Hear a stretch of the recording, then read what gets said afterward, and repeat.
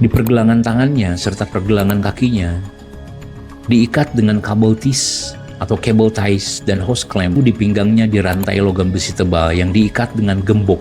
Di hidung dan di bibirnya terdapat luka pukulan dan ada lubang dalam di lengan kirinya yang disebabkan oleh luka bakar. Dan yang paling mengerikan adalah di bagian punggungnya yang sepertinya baru saja dicap dengan ayat Alkitab dengan besi yang dipanaskan.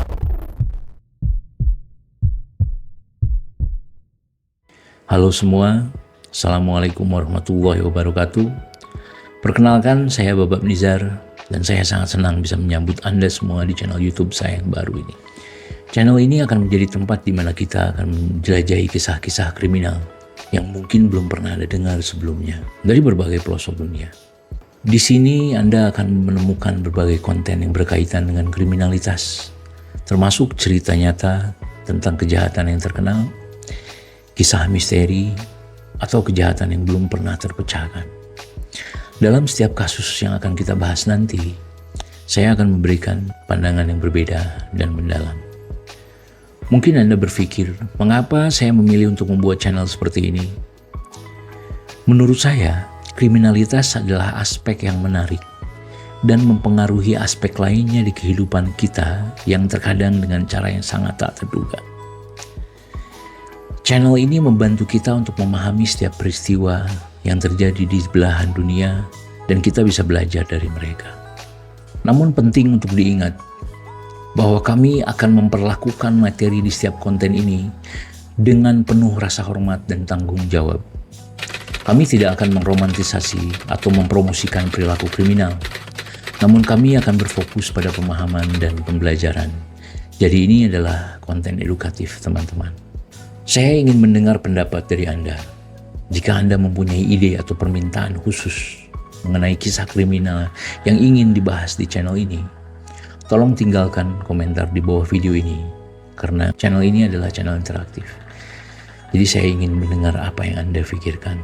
Seperti biasa, jangan lupa untuk menekan tombol subscribe dan nyalakan notifikasinya agar Anda tidak melewatkan video-video baru kami. Like video ini jika Anda menyukainya, share video ini jika menurut Anda bermanfaat. Mari kita menguak dan menjelajahi kisah-kisah misteri dan memahami kompleksitas perilaku kriminal di dunia yang beragam ini. Terima kasih sudah bergabung di channel ini. Saya sangat bersemangat untuk memulai perjalanan panjang ini bersama Anda semua. Jadi tanpa basa-basi lagi, mari kita mulai. Sherry Papini adalah seorang wanita yang tinggal di Redding, California. Dia dikenal sebagai seorang yang mengalami peristiwa yang kontroversial di tahun 2016 lalu. Pada awalnya, dia dilaporkan menghilang. Namun saat ditemukan, cerita yang dia berikan tentang penculikan dan penyiksaan yang dia alami menjadi subjek perdebatan dan keraguan. Inilah apa yang terjadi dengan Sherry Papini. Sherry Louise Graves, atau yang publik kenal sebagai Sherry Papini, lahir pada tanggal 11 Juni 1982, dia tumbuh di California, Amerika Serikat. Sherry Papini bertemu dengan Keith Papini, yang dulunya namanya Sherry Louise Graves, bertemu dengan Keith Papini, dan mereka menikah pada tahun 2009. Pasangan ini dikaruniai 2 orang anak, 1 anak perempuan dan 1 anak laki-laki. Singkat cerita, pada tanggal 2 November tahun 2016, Sherry Papini yang saat itu berusia 34 tahun melakukan rutinitas seperti biasa. Suaminya Keith pergi untuk bekerja pada pukul 7 pagi dan Sherry mempersiapkan sarapan untuk kedua anaknya, lalu menitipkan mereka di sebuah penitipan anak Pandora's Daycare. Ini adalah rutinitas bagi mereka. Setelah dia melakukan pekerjaan rumah, Sherry mengganti pakaiannya dengan pakaian olahraga, lalu keluar ke teras rumah untuk melakukan pemanasan ringan, dan dia melakukan jogging yang biasanya dia lakukan di area sekitar perumahannya. Di hari yang sama, tepatnya pukul 5 sore, Kate pulang dari pekerjaannya, dan sesampainya di rumah dia melihat bahwa mobilnya Sherry masih terparkir di halaman depan rumahnya. Dia berharap dia disambut manis oleh istri dan kedua anaknya. Namun di saat dia masuk ke rumah, kondisi rumah tersebut sepi. Ini tidak seperti biasanya. Lalu si Kate masuk ke dalam rumah, duduk di sofa dan menyalakan TV. Sambil dia berpikir mungkin si Sherry sedang mengajak anak-anaknya berjalan keluar. Lalu si Kate mengirimkan beberapa pesan kepada Sherry dan tidak ada balasan sama sekali. Kate mulai khawatir dan dia menelpon orang tuanya Sherry. Dan hasilnya sama, orang tuanya Sherry pun belum mendapatkan kabar di hari itu. Kekhawatiran si Kate ini mulai bertambah.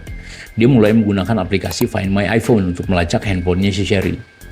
Setelah diketahui lokasinya, si Kate mulai merasa lega. Karena lokasinya ditemukan di persimpangan antara Sun Drive dan Old Oregon Trails atau sekitar 1,3 km dari rumahnya.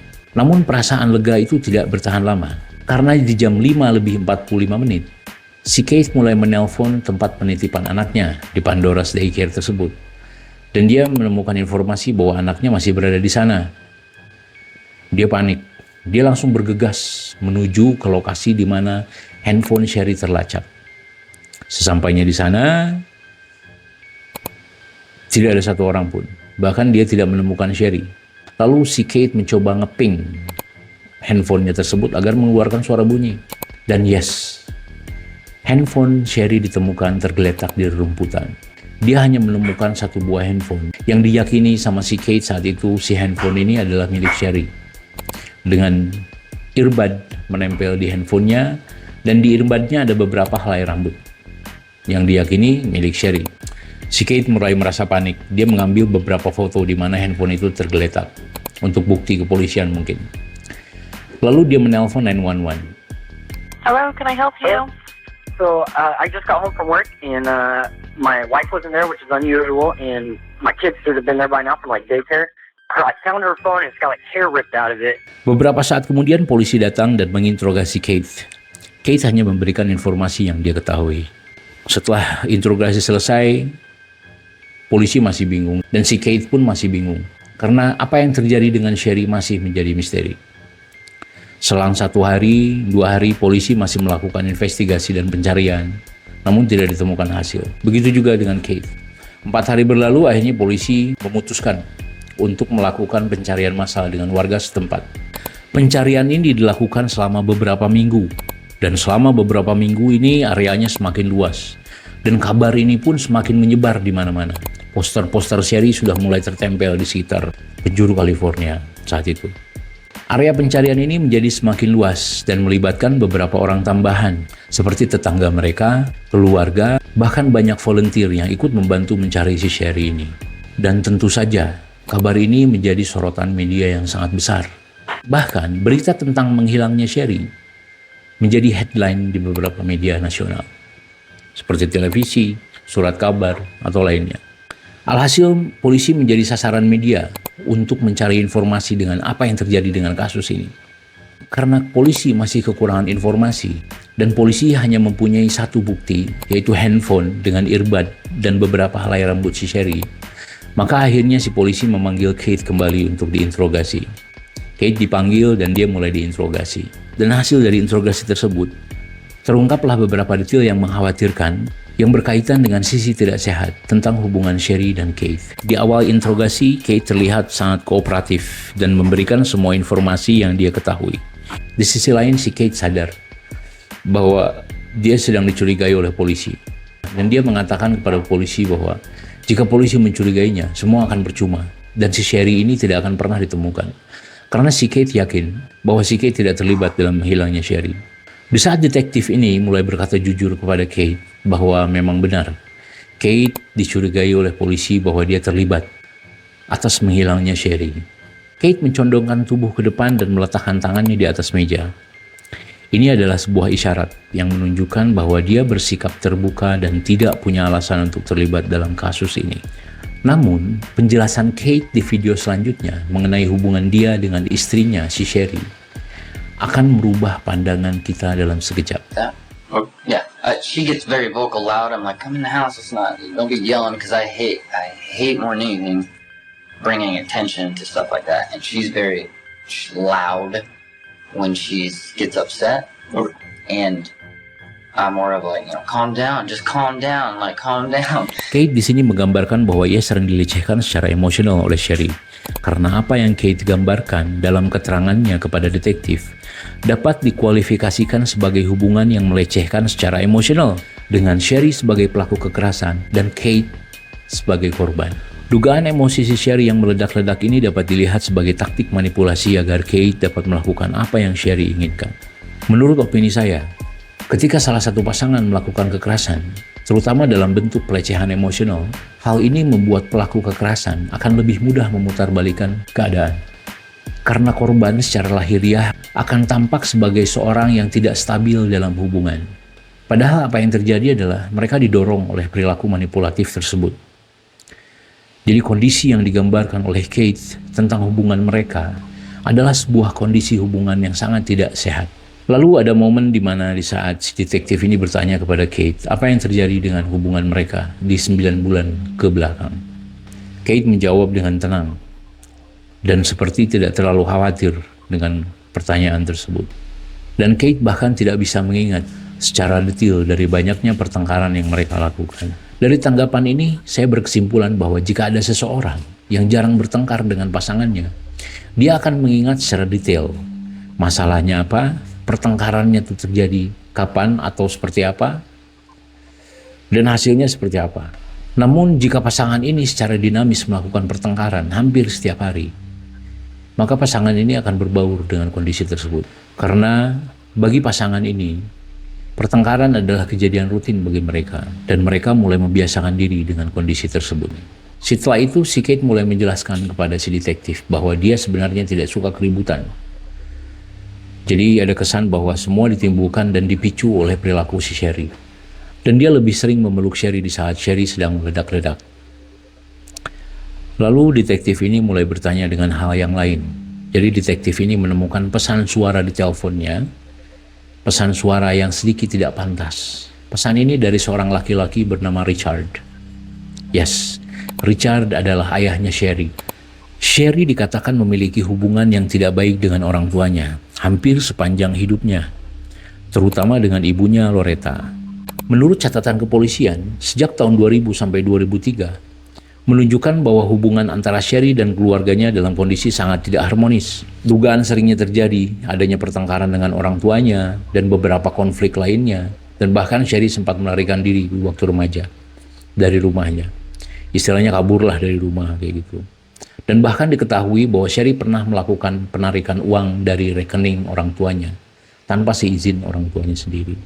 Di sini kita bisa menarik kesimpulan bahwa Sherry memang memiliki histori yang tidak baik-baik saja dengan keluarganya. Setelah Kate diinterogasi, polisi tidak berhenti di situ. Kate bukan satu-satunya orang yang bisa memberikan informasi tentang kehidupan Sherry. Detektif juga akan mencari kesaksian dari orang lain yang mungkin memiliki wawasan tentang hubungan mereka. Setiap orang yang mengenal Sherry punya sesuatu yang menarik untuk dikatakan. Meskipun beberapa klaim mereka sangat kontras dengan deskripsi bahwa Kate bukan orang yang baik, dan mereka membicarakan tentang hubungan pernikahan mereka. Ada salah satu teman di masa remaja Sherry menceritakan bahwa dulu Sherry pernah beberapa kali melarikan diri atau kabur dari rumah orang tuanya pada saat dia masih remaja.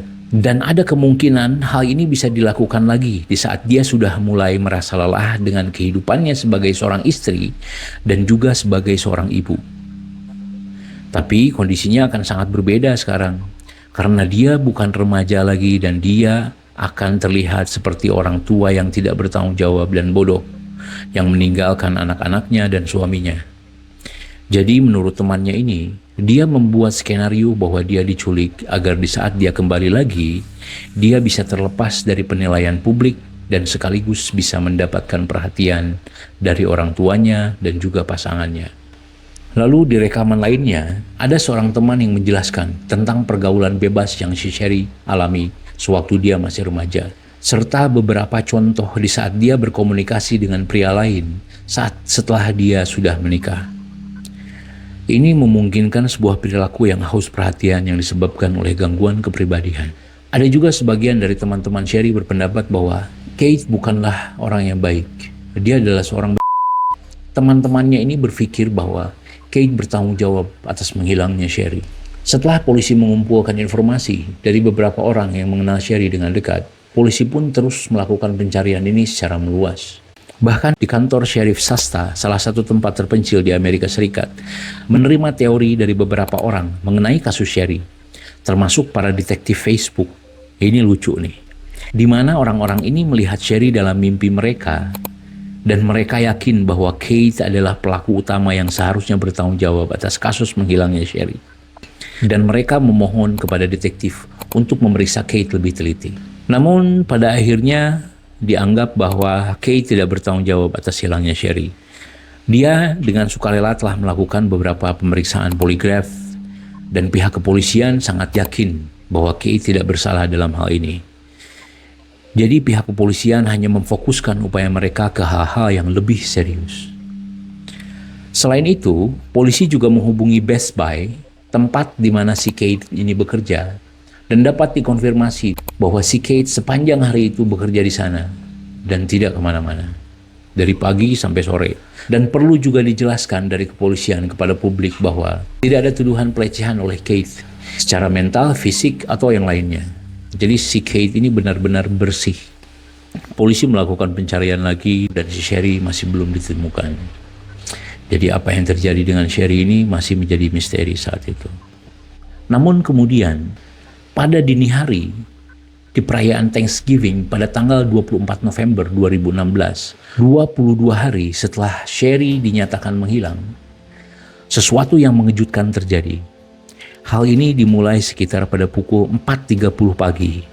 911 menerima beberapa panggilan, bukan hanya satu, tapi beberapa panggilan mengenai ada seorang wanita yang berdiri di tengah jalan tol dengan kondisi diikat rantai dan lain-lain. Okay, just be safe where you are. What is she asking for? She's asking for an ambulance. She's chained up, her vision's blurry, and she needs an ambulance. Do you see her chained up? Yes. Can I talk to her? Please. Sherry, I need you to listen to me. Listen to me.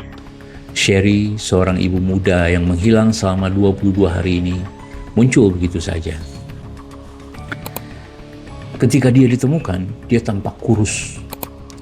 Di pergelangan tangannya serta pergelangan kakinya diikat dengan kabel tis atau cable ties dan hose clamp, lalu di pinggangnya dirantai logam besi tebal yang diikat dengan gembok. Sesaat polisi tiba di sana, dengan bergegas Sherry diamankan ke rumah sakit terdekat untuk mendapatkan pelayanan kesehatan. Saat itu seorang detektif yang menyelamatkan Sherry menjelaskan bahwa Sherry tampak kesal dengan beberapa pernyataan yang diajukan kepadanya. Lalu Kate sebagai suaminya berupaya membujuk istrinya untuk memberikan informasi apa saja yang dia bisa sampaikan saat itu untuk membantu penyelidikan.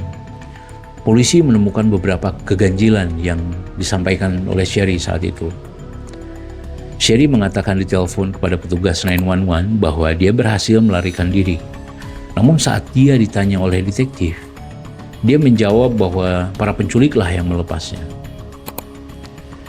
Lalu Sherry juga mengatakan kepada Kate bahwa dia seharusnya lari saja. Padahal kondisi dia sangat tidak memungkinkan untuk berlari. Ini adalah bukan opsi yang baik untuk dia. Karena kondisi dia kan saat ditemukan juga tangannya diikat oleh kabel ties dan hose clamp, badannya juga diikat rantai. Jadi ini sedikit membingungkan bagi pihak kepolisian.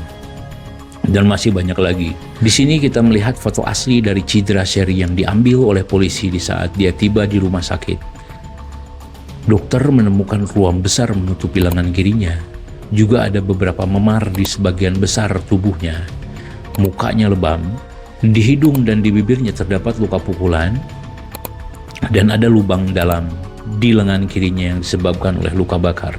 Dan yang paling mengerikan adalah di bagian punggungnya yang sepertinya baru saja dicap dengan ayat Alkitab dengan besi yang dipanaskan yang bertuliskan Exodus. Dia bercerita bahwa dia akan dijual kepada petugas polisi yang menginginkan merek Exodus yang dicapkan di bahunya oleh para penculik tersebut. Mungkin inilah alasan mengapa dia enggan berbicara dengan polisi di saat dia di rumah sakit. Namun luka-luka tersebut memang tidak mengancam nyawanya Sherry dan Sherry dipastikan akan baik-baik saja. Polisi tetap melanjutkan investigasi dan polisi menanyakan sebuah pertanyaan penting yang ingin diketahui publik saat itu. Apa yang terjadi dengan Sherry di 22 hari ke belakang? Dan jawaban Sherry sangat mengejutkan. Sherry memberikan keterangan bahwa di saat dia melakukan jogging, dia diculik oleh 2 orang wanita Hispanik. Dia disekap tanpa makanan di satu kamar yang gelap. Selain itu, dia juga bercerita bahwa dia mengalami penyiksaan yang cukup sadis. Setelah Sherry dipulangkan dari rumah sakit, 4 hari kemudian beberapa orang detektif mengunjungi rumahnya untuk melakukan investigasi lebih dalam untuk kasus ini. Sherry kembali dimintai keterangan tentang apa yang terjadi dengannya di 3 minggu ke belakang. Di saat salah satu detektif meminta Sherry untuk menceritakan kejadian penculikan ini dari awal, dengan duduk sambil memeluk lutut, Sherry menjawab bahwa dia akan lebih nyaman jika dia bercerita dengan memejamkan matanya. Melihat perilaku Sherry di sini, secara tidak sadar dia menunjukkan perilaku seperti anak kecil, dengan duduk sambil memeluk lutut, seperti seorang ABG yang sedang menenangkan dirinya di saat dia sedang merasa tidak nyaman. Dan perilaku memejamkan mata saat menceritakan apa yang terjadi, ini seperti perilaku di saat orang yang sedang mengarang cerita atau menghindari kontak mata saat berbicara, untuk menghilangkan perilaku berbohong. Karena kan ada istilah kalau mata itu tidak pernah berbohong. Lalu dia menceritakan kronologis ini dari awal. Menurut keterangannya, setelah dia mengantar anaknya ke Pandora's Daycare, dia melakukan rutinitas biasa seperti membersihkan rumahnya dan lain-lain. Lalu dia pergi jogging ke area Sunrise Hill dan menuju jalan Oregon. Di persimpangan jalan tersebut, dia menuju kotak surat milik dia untuk memeriksanya. Jadi di persimpangan tersebut terdapat beberapa mailbox yang salah satunya adalah milik Sherry dan Kate. Menurut keterangannya, saat itu dia melihat ada sebuah mobil SUV melewat dan berhenti. Lalu tiba-tiba mundur ke arah Sherry dan turunlah seorang wanita Hispanik dari tempat duduk penumpang. Dan wanita tersebut menyapa Sherry dan seperti meminta pertolongan. Lalu si Sherry ini menjelaskan bahwa dia tiba-tiba lari begitu saja karena dia mungkin takut. Dan di saat lari, si mobil tersebut malah mengikuti si Sherry. Dan si Sherry di sini menjelaskan bahwa dia mencabut earbud sebelah kirinya dan dia menoleh ke mobil SUV tersebut. Dia melihat seorang wanita di balik pintu dan menodongkan pistol jenis mini revolver ke arahnya. Lalu turunlah si 2 orang wanita tersebut. Lalu Sherry jongkok sambil meletakkan handphonenya di rerumputan. Dia sangat ketakutan. Sherry dimasukkan ke kursi bagian belakang dari mobil SUV tersebut. Dan dia resmi diculik. Dengan tangan Sherry diikat, mulut dan mata Sherry ditutup. Yang dia bisa jelaskan adalah kedua wanita tersebut berbicara bahasa Spanyol. Dan sepanjang jalan mereka hanya mendengarkan musik mariachi. Sherry menggambarkan bahwa 2 wanita ini sepertinya orang Meksiko. Mariachi berbahasa Spanyol, Hispanik. Lalu Sherry tiba-tiba menangis sambil menceritakan kronologi tersebut. Detektif dan si Kate ini berpikir bahwa Sherry masih menghadapi pasca trauma. Di sini detektif menemukan hal-hal yang janggal seperti di saat Sherry memperagakan saat dia mencabut earbud yang sebelah kiri. Namun, dia beberapa kali memperagakan dengan tangannya ke telinga sebelah kanannya. Ini mungkin terlihat seperti hal sepele. Tapi jika perilaku ini sering dilakukan, ini menjadi poin untuk para detektif bahwa ada indikasi hal tersebut sebenarnya tidak terjadi atau ini adalah sebuah karangan. Sherry menyebutkan beberapa detail seperti bagaimana dia mendapatkan luka dan momen saat dia dilepaskan. Dan banyak lagi. Interogasi ini sampai berjam-jam dan ini dilakukan beberapa kali. Setelah mendapatkan semua informasi, polisi mulai menelusuri kasus ini dan mulai mencari 2 wanita Hispanik ini. Selama 4 tahun, mereka mendalami kasus ini dengan bukti dan petunjuk yang sangat terbatas dan sedikit membingungkan. Sementara 2 wanita Hispanik yang menjadi buronan ini masih misterius. Sampai pada akhirnya, polisi menemukan rekaman pendek CCTV, sebuah momen di saat Sherry dilepaskan oleh para penculik. CCTV ini digambarkan bahwa dia berlari dari arah kiri dan menghilang di kegelapan di arah kanan. Selama bertahun-tahun, polisi aktif menghubungi keluarga Papini untuk memecahkan kasus ini. Dan Sherry mendapatkan kompensasi besar atas korban penculikan dari pemerintah setempat. sebesar 30.000 US dollar, atau pada saat itu setara dengan kurang lebih 400 juta rupiah.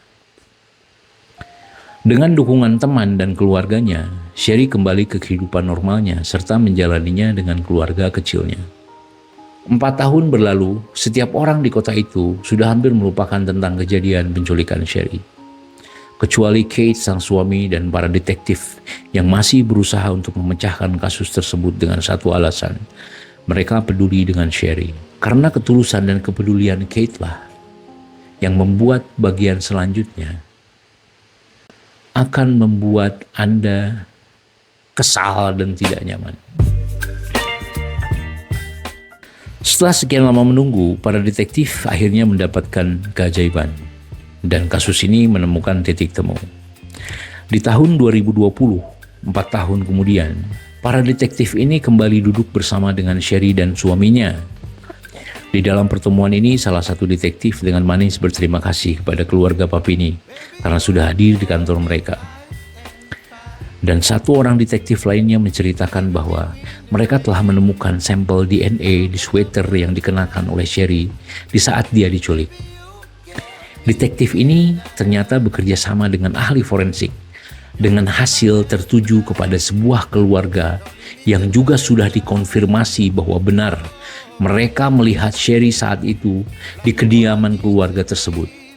Dan salah satu dari anggota keluarga tersebut mengakui bahwa ia terlibat atas penculikan Sherry. Dan juga dia mengakui bahwa dia mengenal dekat dan akrab dengan Sherry. Mendengar keterangan dari detektif ini, sesaat Sherry tertegun diam. Sementara Kate, suaminya, menunjukkan sikap excited. Sherry lebih banyak diam dan mendengarkan, berbeda dengan pertemuan sebelumnya, yang dimana dia lebih terlihat percaya diri dan berbicara, menjelaskan tentang apa yang terjadi. Detektif menunjukkan beberapa bukti foto kamar penyekapan dan sebuah rumah yang cocok dengan deskripsi yang diberikan oleh Sherry saat itu. Sesaat perilaku Sherry mulai menunjukkan bahwa dia merasa terancam dan kaku. Namun tiba-tiba dia tertawa gembira. Dia ingin menunjukkan sikap di mana dia bersemangat untuk mendengar sampai mana para detektif ini bisa memecahkan kasus tersebut. Intinya dia terlihat mencoba menunjukkan bahwa dia berbahagia atas temuan ini. Lalu detektif menjelaskan kepada Sherry bahwa mereka sudah tahu semuanya. Dan sekali lagi, di sini si kedua detektif ini mengkonfrontasi si Sherry. Di depan Kate, si kedua detektif ini meminta Sherry untuk jujur kepada Kate. Karena Kate berhak mendapatkan kejujuran dari mulut Sherry sendiri. Dan dua detektif ini menegaskan kepada Sherry bahwa mereka sudah tahu apa yang terjadi sebenarnya. Lalu kedua detektif ini pergi dari ruangan tersebut dengan tujuan memberikan kesempatan kepada Sherry untuk bercerita jujur kepada Kate. Dalam rekaman CCTV, di ruangan tersebut, Sherry tampak panik dan mendadak histeris. Dia masih tetap bertahan dengan ceritanya. Sherry menjelaskan kepada Kate bahwa dia tidak ingin kedua wanita Hispanik ini ditemukan, dan Sherry tidak akan menuntut apapun kepada para penculik. Si Sherry tidak akan menuntut apapun kepada para penculik yang sudah menculiknya dan sudah menyiksanya. Dengan alasan bahwa merekalah yang membuat Sherry bertahan untuk mengurus anak-anaknya sendiri sampai saat ini. Menurut saya ini terlihat membingungkan dan manipulatif. Di sisi lain, Kate tampak sudah tidak percaya dengan semua cerita Sherry. Dan Sherry tetap meyakinkan Kate dengan keterangannya yang tetap bertahan di keterangan sebelumnya. Dan ini semakin tidak masuk akal. Sesaat kemudian para detektif ini kembali masuk ke ruangan tersebut dan membuka semuanya. Dibungkus dengan drama dan tangisan, di saat dia terpojok, Sherry tetap bersikukuh dengan ceritanya. Bahwa Sherry menegaskan bahwa dia tidak ingin kedua wanita ini ditemukan. Atau dia tidak ingin wanita ini ditemukan. Lalu salah seorang detektif menegaskan bahwa kedua wanita ini tidak akan ditangkap. Bahkan mungkin tidak akan pernah ditemukan. Karena memang kedua wanita ini adalah tokoh fiksi yang dikarang oleh Sherry sendiri. Dan faktanya adalah DNA yang ditemukan oleh para detektif dan ahli forensik tertuju pada seorang laki-laki bernama James Reyes. Ya, James Reyes adalah mantan dari kekasihnya Sherry. Shirley terlihat shock, sementara Kate terdiam dan merasa terlihat bodoh. Setelah ditemukan sampel DNA ini milik James Reyes langsung dihubungi oleh para detektif ini. Dan pada awalnya dia mengelak. Lalu beberapa hari kemudian, mungkin James Reyes mulai sadar bahwa DNA itu tidak pernah bisa berbohong. Dan James Reyes ini mulai menelpon pihak kepolisian untuk datang ke rumahnya dan menjelaskan tentang apa yang terjadi saat itu. James Reyes mengakui kepada detektif beberapa alasan. Seperti, kenapa si Sherry ini terlihat kurus saat ditemukan? James Reyes menjelaskan bahwa Sherry berhenti makan beberapa hari. Lalu luka goresan di tangan Sherry didapatkan di saat Sherry membersihkan rumahnya James. Sherry juga meminta James untuk memukul mukanya dengan stick hoki milik James. Itulah kenapa di hidung dan di mukanya terdapat memar. Lalu tanda eksodus di punggungnya Sherry didapatkan karena Sherry meminta James untuk pergi ke toko untuk membeli besi marker bertanda eksodus agar dipanaskan dan diletakkan di punggungnya sendiri. Dan James Reyes menegaskan kepada para detektif ini bahwa ini bukanlah sebuah penculikan, melainkan Sherry telah menghubungi James Reyes untuk merental sebuah mobil SUV dan bertemu di persimpangan jalan tersebut. Lalu Sherry meminta si James Reyes ini untuk menjemputnya di sana. Ini semua direncanakan oleh Sherry sendiri. Detektif juga meyakinkan Sherry bahwa James tidak mungkin berbohong. James sudah melakukan tes poligraf. Temuan sampel DNA miliknya tidak bisa dipungkiri lagi. Sherry saat tertegun sambil menangis terisak-isak dan menolak semua keterangan detektif. Sherry masih bersikukuh dengan ceritanya sendiri tanpa melihat beberapa bukti kuat yang didapatkan oleh para detektif ini. Sementara bahasa tubuhnya menunjukkan bahwa dia sedang terpojok. Dan dia sadar. The game is over. Sementara Kate di sampingnya sudah terlihat muak. Duduk dengan tangan menutup badannya menunjukkan bahwa dia marah dan jijik atas sikap wanita yang selama ini dia percaya. Jika Anda menonton video lengkapnya, mungkin Anda akan mengerti perasaan Kate saat itu dan mungkin Anda akan memiliki perasaan yang sama seperti Kate, yaitu perasaan jijik, marah, dan kesal. Jijik sih, lebih ke jijik. Dalam kondisi seperti ini, Sherry sadar bahwa dia bisa jadikan tersangka dan dapat dihukum 5 tahun penjara karena telah memberikan informasi palsu kepada pihak kepolisian. Maka dari itu, dia tetap bersikukuh dengan cerita lamanya. Dan dia minta dipanggilkan pengacara agar dia bisa mendapatkan perlindungan hukum sebagai warga negara. Di saat dia berbicara kepada Kate, sepertinya kita butuh pengacara. Kate langsung memalingkan mukanya. Di sini kesannya kayak lu sendirian kayak gitu. Dan sesaat kemudian si Kate meminta izin kepada para detektif untuk meninggalkan ruangan tersebut dan keluar. Mungkin dia udah capek kali ya melihat kelakuan si Sherry. Tinggallah di ruangan tersebut dua detektif ini dan si Sherry. Sherry menangis histeris dan berkali-kali mengatakan kepada detektif bahwa dia sangat mencintai suaminya. Namun para detektif ini hanya berdasar pada bukti dan kebenaran yang telah mereka peroleh. Bahwa faktanya, Sherry sempat meninggalkan suami dan anak-anaknya untuk tinggal bersama mantannya dengan dibungkus cerita bohong selama 4 tahun lamanya. Pada akhirnya, para detektif mempersilahkan Sherry untuk pulang dan menghubungi pengacaranya. Dan Sherry pun meninggalkan ruangan tersebut dan pulang ke rumahnya. Sesaat setelah Sherry pergi, Kate masuk ke ruangan dan berbicara kepada para detektif. Dia bertanya kepada pihak kepolisian, kenapa tidak memberitahu tentang fakta-fakta ini sebelumnya? Karena sekarang Kate tampak seperti suami yang sangat bodoh.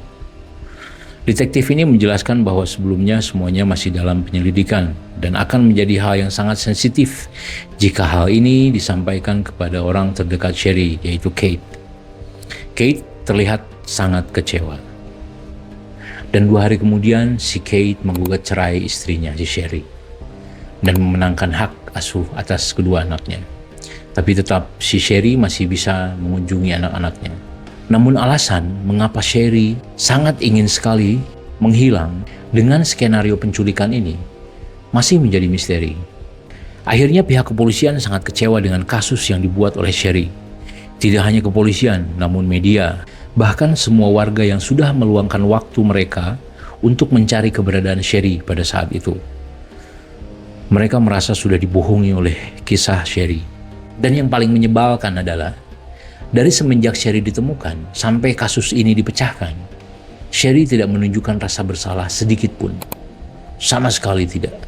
Namun, ini tidak berakhir di sini. Pada tanggal 3 Maret tahun 2022, 2 tahun setelah si Sherry dikonfrontasi oleh kedua detektif ini, berarti 6 tahun setelah Sherry dinyatakan menghilang. Saat itu Sherry sedang menghadiri les piano anaknya. Saat Sherry berada di dalam gedung, datanglah seorang pria menghampiri si Sherry dan memberitahu Sherry bahwa mobil Sherry yang terparkir di luar gedung telah ditabrak oleh mobil yang tidak dikenal. Sherry pun kaget dan dia bergegas menuju keluar bersama laki-laki tersebut. Tanpa Sherry ketahui bahwa laki-laki tersebut adalah agen FBI yang menyamar dan memancing Sherry untuk keluar dari gedung tersebut. Sesaat Sherry keluar dari gedung untuk memeriksa mobilnya tersebut, beberapa agen lainnya sudah siap menangkap Sherry. Saat ditangkap, Sherry berteriak dan sempat melawan, juga melemparkan handphone miliknya. Dan akhirnya Sherry meninggalkan gedung tersebut menggunakan mobil polisi dengan tangan di borgol. Dan pada tanggal 18 April tahun 2022, Sherry resmi dinyatakan bersalah oleh pengadilan atas tuduhan penipuan dan memberikan keterangan palsu kepada kepolisian. Dan saat itu dia hanya dihukum 1 bulan penjara dan 7 bulan menjadi tahanan luar. Ini mungkin berkesan sangat tidak adil. Tapi tunggu dulu, ini belum selesai. Hakim tidak berakhir di sini. Si hakim ini punya rencana lain untuk Sherry. Hakim akhirnya meminta pertimbangan kepada detektif dan orang-orang yang sudah meluangkan waktunya untuk mencari Sherry di saat Sherry menghilang. Dan pada akhirnya, di tanggal 19 September 2022, saat itu Sherry sedang menjalani hukuman luar. Sherry kembali diadili dan dijatuhi hukuman penjara selama 1,5 tahun dan 3 tahun menjadi tahanan luar. Dan dia juga diwajibkan untuk membayar biaya restitusi sebesar 309.000 US dollar atau sekitar 4,8 miliar rupiah saat itu. Yang di dalamnya sudah termasuk dana sumbangan yang telah ia terima sebesar 30.000 US dollar dari pemerintah. Akhirnya setelah 6 tahun, Sherry meminta maaf secara terbuka di pengadilan dan dia menerima semua konsekuensinya. Sementara Kate, mantan suaminya, tidak menonjolkan diri dan berusaha menjaga rasa normal terhadap anak-anaknya. Sherry mulai menjalani hukumannya pada bulan November 2022. Dan saat video ini dibuat, Sherry berada di penjara federal dengan keamanan menengah di California.